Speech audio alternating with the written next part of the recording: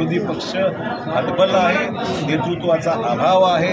महाराष्ट्रातल्या जागा वाटप जर पाहिल्या तर काँग्रेसला फक्त 17 जागा, एवढी केविलवाणी परिस्थिती काँग्रेसची कधी झाली नव्हती।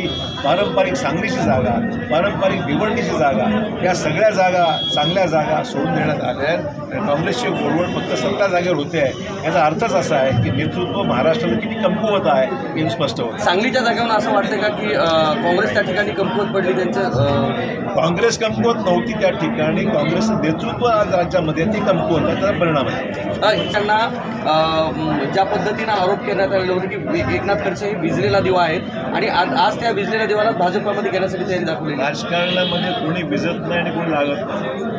राजकारणामध्ये जनता ज्याच्या मागे आहे त्याचा दिवा पॉवरफुल।